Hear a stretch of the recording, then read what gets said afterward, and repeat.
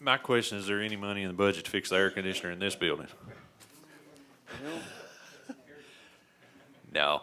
All right, questions, Chairman Woodson first. Can I make this one comment? I'm pushing down the copies here. I don't think you have these yet. If you may have already have them. This is where we think we are right now in our budget. A little early to say that's exactly where we are, and it may change a couple, $3 million, depending on how things come in and bills that we got that we didn't anticipate. But I want to talk with you about that when it's time. Chairman Woodson. Thank you, Mr. Chairman. Edward, you go back to the second to the last slide, please.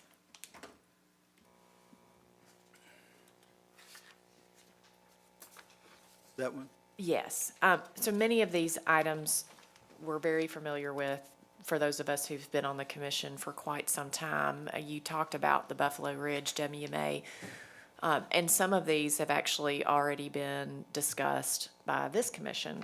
Example would be the Brent marketing contract that is utilizing underutilized resources that were identified on other projects. So these are single item budget projects. They are all not necessarily expansions. They may just be part of what we should expect to see in the budget. And would you mind to walk through these for members of the commission so they can understand more? At Lone Oaks Range is one that the newer members haven't had an opportunity to understand what that resource is. And I know that we allocated resource in the previous fiscal year. So would you just kind of walk through these so we can understand them? And I don't believe that they're all expansions or improvements in the upcoming budget. Many of them have already been contemplated and perhaps even funded already.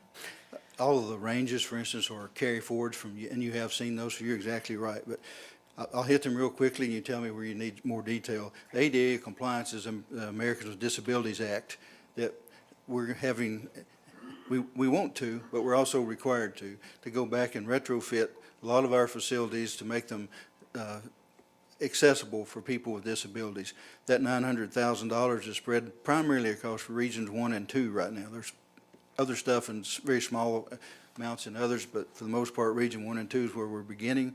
That's everything from fishing piers at state lakes to access areas to anywhere where the public is invited. We don't have to go in and do things like service buildings and things that only our personnel come to, but if the public's invited into that on a regular basis, then we have to comply. The roof repairs for the Nashville office, we're going through the whole retrofitting of where we are up here now. The building was built in '67. We've done one roof repair since. It has a flat roof, and I have no idea why people put flat roofs on things, but they did, and I'm not kidding when I say this. When it rains, the folks on the second floor have to put plastic bags over their computer equipment. And we've had all kinds of folks out trying to figure out what to do about that. They can't really trace where the water comes in because there's so many opportunities from the older windows that we have. So anyway, that's what that's for. We estimate it's going to be $600,000, and we actually expect to do that this year. That's in this current year budget. It's nothing new. It's already in your budget, but it's identified. The lead filtration system, I wish we'd have explained it this way when Commissioner Baker was asking about it during the last commission meeting and going, why is that so expensive? This is for the Bartlett Range down in near Memphis. It has no air conditioning system in it, and so it gets a little hot on days like this. They did have some heating system, but we couldn't go back and redo it and close the doors unless it included by all the OSHA standards and for purely health things, something that takes the lead out of the air during that time that people are shooting. So all indoor ranges, regardless, ours or anybody else's, are required to have that. This is the third year in a row we've carried it forward because the people that bid on it, it gets very complicated. But anyway, it's $391,000 that we have a contract on. The Lone Oaks Range is the cooperative project with the University of Tennessee down near Bolivar in Hardeman County. They're building a huge shooting range complex, which will be part of their 4-H center and their corporate retreat center that will be open public, and the 2 high schools, one on each end of the county, will utilize that as a part of their SCTP training. Same thing with the Crossville, Greenville ranges. Those are things that the counties are actually building that we're funding. We have no license dollars in those. We're just using personnel time and their time to make the match on those, so those are ranges going forward. The boat motor replacement, that's a boating item, there's a separate one, which is smaller on the wildlife side, but this is just the annual maintenance and repair of boats' motors. For instance, we had 3 motors go out over the 4th of July weekend, so those are $15,000 to $30,000 a pop, depending on the boat, so that's the replacement for that. The Brant marketing you're familiar with from yesterday, and I mentioned the Buffalo Ridge already.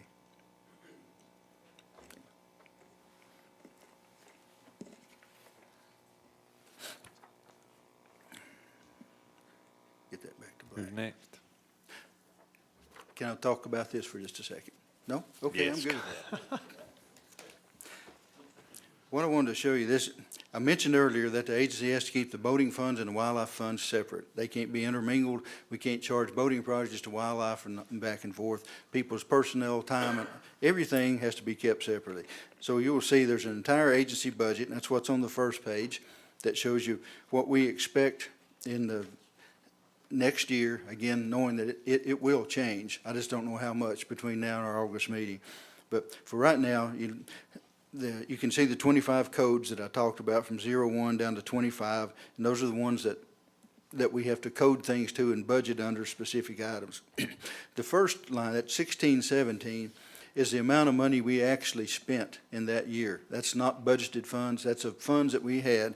And if you look at the very bottom of the column where it says ending budget, with all the expansions and anything else that came forward to the commission, we had a budget of $116 million in 1617. We actually only spent $86 million. And that's pretty traditional across the line because of things that can't be completed and on and on. The center column is the budget that we're in right now.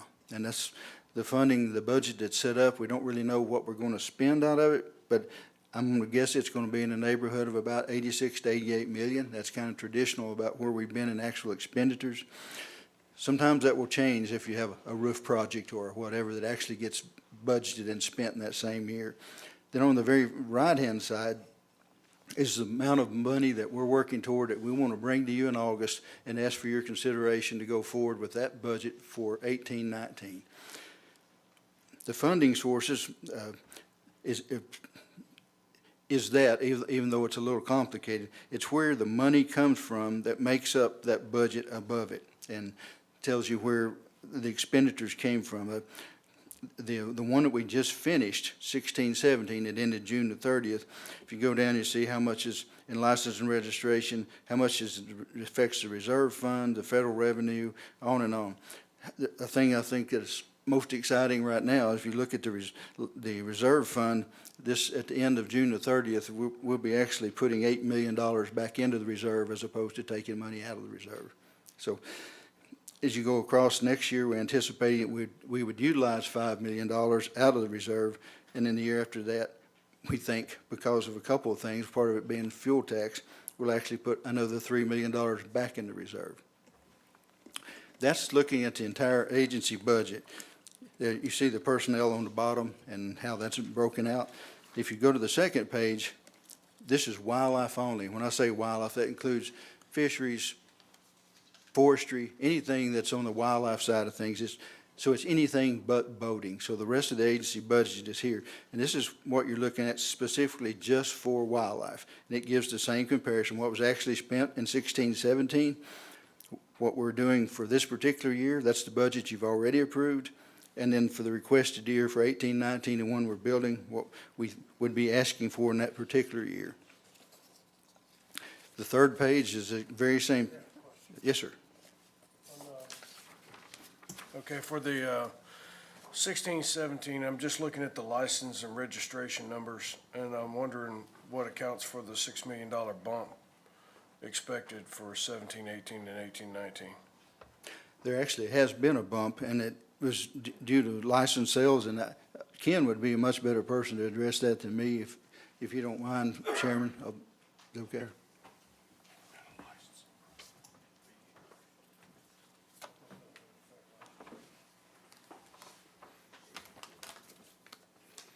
All right, the question is on 17-18 versus 16-17? Correct. Is that right? and why the bump in, What do you In think the license- increase is due to? I think it would be his question. What do you think the increase in revenue from the license registration is due to? well, I'm trying to think what our. No, we had a fee increase in 15. What we're showing, what we're trying to identify is those amounts of funds that will increase in the license, taxes, and fees arena. In the wildlife fund, I'm trying to look at.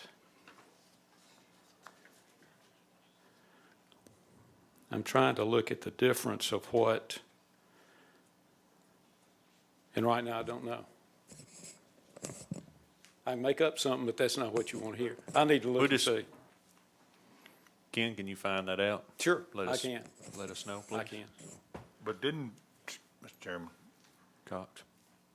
we had the fee increase, 15, but it didn't take effect until the following year, did it? 16. So is that, I can't imagine us having a $10 million increase without the fee being part of it. That's what I'm saying about the time the calendar falls or when we started getting the income on that. I don't know. You Yeah, we're figure not it going out, to but have, we're not going to have that much more in license fee, and it could be that what we've got is a difference. See, in the middle year, what we have are carry forward projects from the prior year, and what we've got to do is identify, and this gets sticky, what we've got to do is identify what those funding sources will be. Take, for instance, a project in 17 that was federally funded. Well, I mean, all I can do is tell you what it is. If you take a project in 17 and it's funded with federal money, and we've identified what we're going to get in what we call the current year, the middle year, then we've got to identify if we carry that project over, are we going to get any more federal money for that particular project, or has it already been identified with Finance Administration and the legislature? And if it has, then we've got to carry that forward with the funding of license dollars, or if there's any other outside source that was not identified. That's the kind of a sticky wicket with carry forward projects. And it looks like and it's me, it's all me. What I might have done is to put the funding both in the current year and requested year in license when perhaps it should have been in another source, even out of reserves. But I'll find out what it is and let you know. Ken, wait a minute now. What you're saying that fundings, that license fees and registrations are affected by carry forwards, No. the income.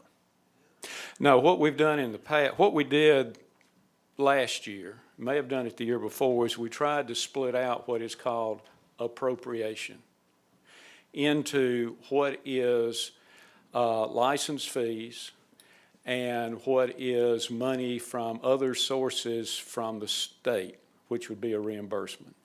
So what what was from the reserve, because that's not shown with Finance Administration. What we've got to do is, as closely as possible, match what we have here with what we send to Finance Administration. And there's some subtle differences. And what I may have done is put that additional funding in the license fees and registrations when it should have gone somewhere else. I'll just have to look and see. And I apologize for not knowing the answer, but I don't know the answer. I'll find it and let you know. I understand.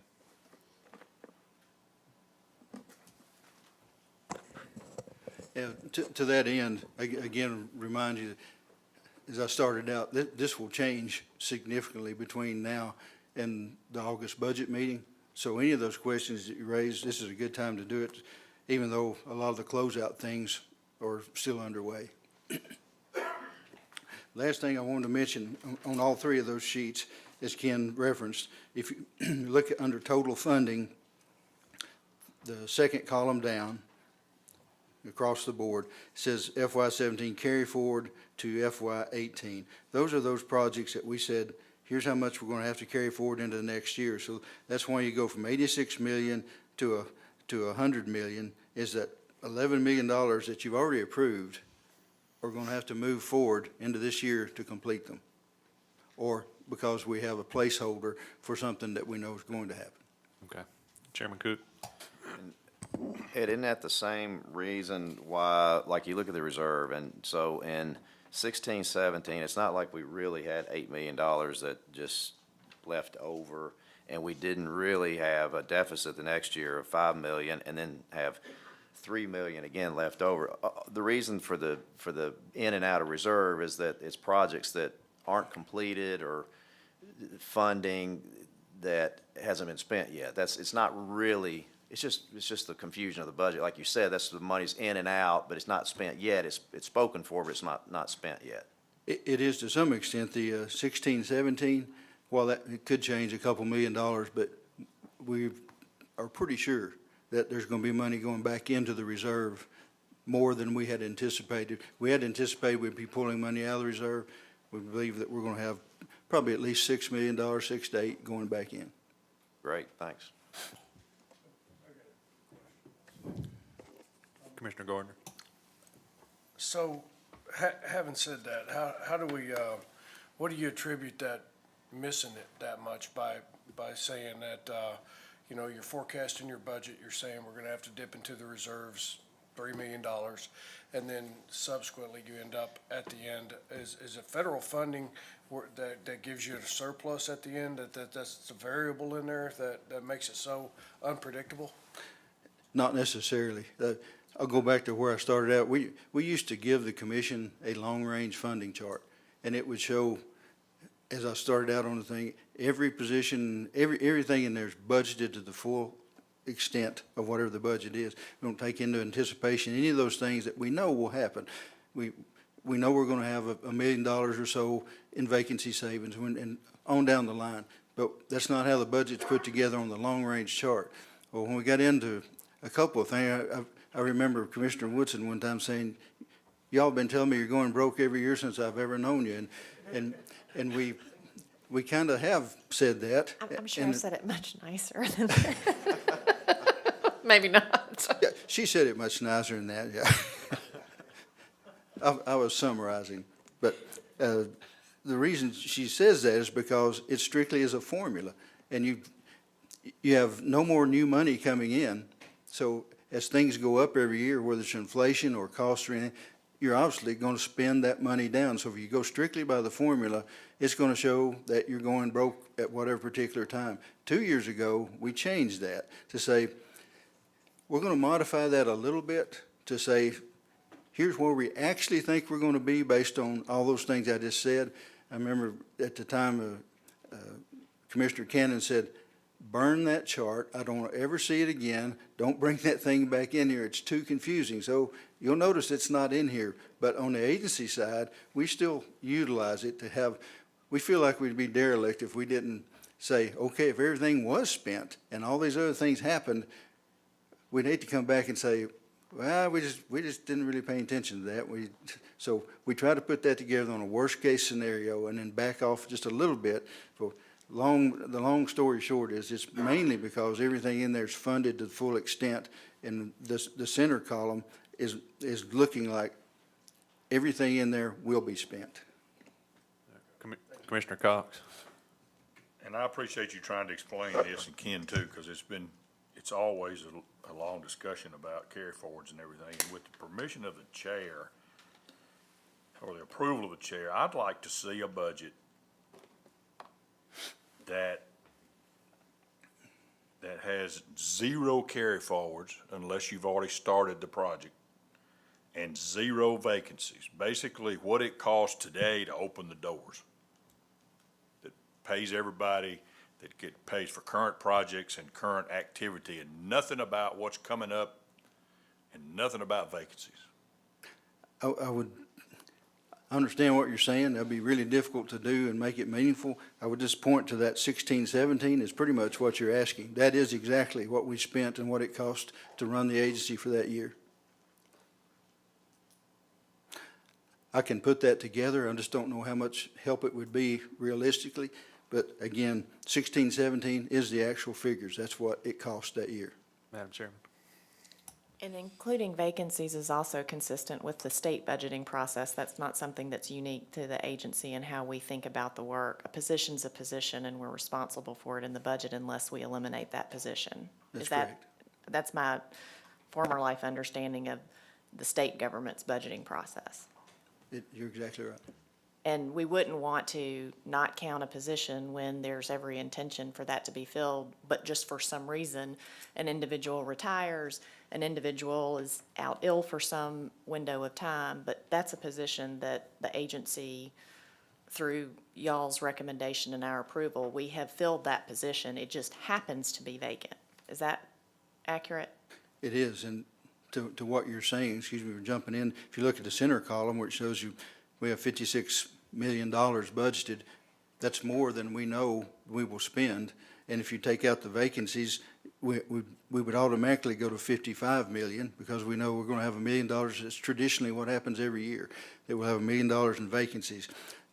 But there's also some other money that Finance Administration asks us to put in there, because that's where all the employee benefits and all those kind of things are. So it's actually more than we would have asked for, but it's reflected in that. But again, I go back, if you look at 16, 17, realizing there'll be some salary increase of some kind going into 17, 18, we've built some salary increase into that, but the 51 million is exactly what we spent. Right. And so I'm thinking about in my own experience and whether we're in business and have an organization that have 2 FTE or we have 100 FTE, we have a budget that we build on that throughout the course of the year. Positions may actually change. Individuals may lose their position or may move for family reasons for something, but we always build a budget based on what we know the needs are. We can't forecast the future. And so typically in our organization, as an example, we'll find ourselves in 2 places. One will be that we have staff changes. Team members move around, they have opportunities, they advance, they go to a different organization, or their workload grows to a point where they're reclassified and they need more resource, but that's a question that then has to come through a budgeting process. But you would start with the accurate reflection of what that position is. Is that the goal in that budgeting process for you all? It is exactly That that. is for our organization, okay. It's exactly the same.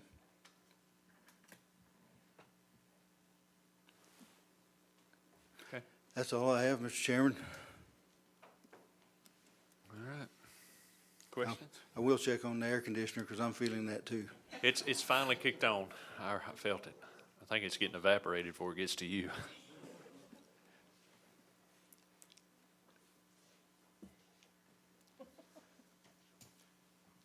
How many vacant positions are there right now? Where's Rick? Right now, I think we're sitting at 24.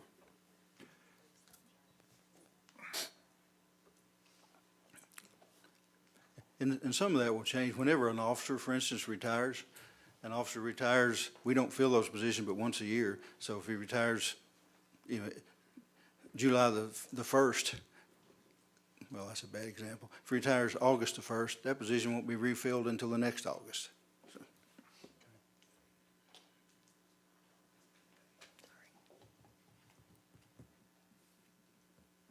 Any other questions?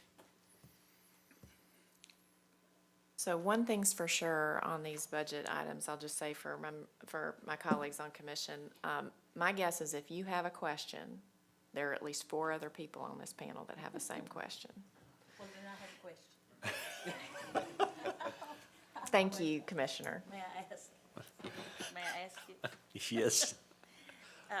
Okay, the lifetime license, that goes into that endowment fund we can't touch, except the interest. correct. Those lifetime license, when did that start? When were they created? 1998. 98, and then how was that decision made that I know you said it needed to be sustainable because it's lifetime, but was that made by the commission, the agency, the legislators? The agency brought it forward as an idea to the commission, and the commission adopted it, and it was put in code. But, and the legislature passed it at that time as well. keep in mind, when that was going on, interest rates were anywhere from 8 to 12%, as opposed to 0.9% now. So we've never thought about trying to change that, or is it impossible to change? Is it, You're talking about the lifetime license. We have thought about it a lot, and part of it, Commissioner Watson was concerned about cash flow as we went forward, as if you have a X number of people who have bought the license 20 years from now, they don't have to buy a license anymore, but you can't use anything but interest. What does that do to your cash flow? We do get federal aid off each one of those every year, but of course, we have to spend it to get it back. So to that end, as I said, Commissioner Cox, Commissioner Swan have been working with Michael May to have a look at lifetime licenses, and there's a lot of what-ifs that go into it, because there's a lot of things you don't know. How many people that get a license when they're a baby would have bought one later on, or would they never have bought one? So to that end, I have a call actually Monday morning with a fellow by the name of Rob Southwick, and Rob has an international company, but he's looked at a number of state licensing systems across, and they especially on lifetime licenses. To give you an idea, based on national statistics, here's what that looks like. Here's what the churn would be. Here's how many people would have bought that didn't buy. If you figure in the amount of money you can use for those years when they don't have to have a license. So he's going to help us look at all of those things, be able to give you a better answer. But anyway, everything is changeable if you go. Some of it you can change as a commission. Any of those young lifetime licenses under 3, they're set in code and would take legislative action.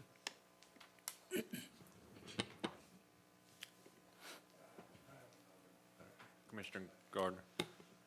A couple of questions. Can you elaborate on what the professional service and dues number is derived from? Yes, the professional services would be any contract that we have with somebody else. And Okay. So subcontractors. yes, sir. Okay. And then in this day and age of electronic emails and advertising, how's your printing go up 90,000 on the estimate? Again, that's based on where we are right now. That could change, but again, printing is anything that we buy. So when we buy, and every other year, our boating safety manuals and our hunter safety manuals, they generally buy every other year as opposed to each year, so they can buy in quantity. If we buy them, it would go under supplies. If we print them ourselves, and things that we do, is that where boat decals are as well? The boat decals are under printing, so all the registration decals go under printing as opposed to, so that's go back where I was telling you earlier, some of it won't make sense as to where that item fits in all those 25 codes, but. And just one last question, the grants, I'm just trying to understand these numbers a little bit. The grants, it seems like that's income, it should be income, but we actually grant money out as well. That is money that we grant to other people, and that's where all the firing ranges are, that kind of thing. Chairman Woods. Yeah, and actually, I just wanted to, back to the question that Commissioner King had asked about lifetime licenses, just so you all know, Michael May and his team, and as Ed mentioned, Commissioner Swan had actually requested that we have a presentation on where they are now to better understand at least what the best estimates are for the real impact long-term of lifetime licenses, because there's kind of two hypotheses. One is it's a drain on the budget. The other is, actually, it's a current year help that is either neutral or positive to the revenue of the agency. Those are obviously two very different hypotheses, and so they're trying to test which is true. And so they don't have all of those answers. I don't know that they'll have them completely, but they're getting closer to a better estimate of what the implications of that policy was from when it started to now. And so we will have a detailed presentation on that. I want to make sure Commissioner Swan knows that it's not ripe yet, because they're still researching it, including the conversation that that the executive director is going to have. But that's information that they're working to more fully answer, but it's a live question. Just wanted to make sure folks knew that information was coming. Commissioner Sanders first. Real quick, you said that the youth, the under 3, was statute. Is that the only one that's statute as far as the lifetime's concerned? Yes, sir. Am I saying that right? Nope, more of them are statute. All the lifetimes are, aren't they? Well, I think the Yeah. question is which licenses are statutorily oh, I'm set. sorry, maybe I said that wrong. It's the baby license that is set in statute. So, That's my name. so just to make sure, any change we make to a lifetime, other than the baby license, to use your term, can be made by the commission, or it still has to go legislatively? Depending on if you're talking just price. And again, if you're talking about adjusting the price, you can adjust the price on any except the under three. If you're talking about changing the services that it provides, that will probably take legislative action. Okay, thank you. Commissioner Swan? Just to give you a brief overview, what we're looking at is the percentage of the baby license actually being utilized. And there is a amount of federal money that comes back from each lifetime license sold. So for instance, if you sell 1,000 baby license and you utilize 15–20% of them, then the revenue back to the agency is pretty doggone good.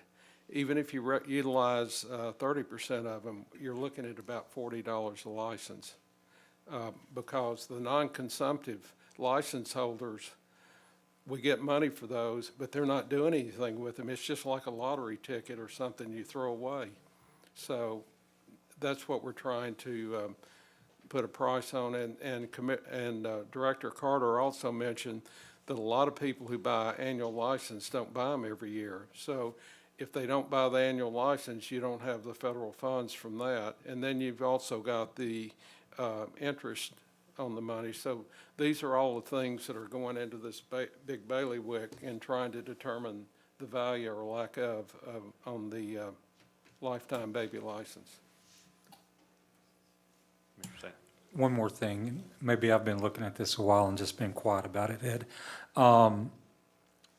In this analysis that we're doing, is it neutral, is it hurting us, is it helping us, whatever? I remember the lady from Georgia in the May meeting talking about they're really pushing and selling.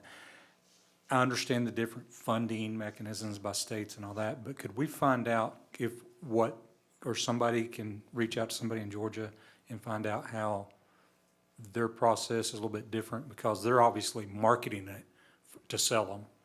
And a lot of people up here are saying, is this really a good thing for us? So I'm just trying to get all the information I can to really understand the numbers.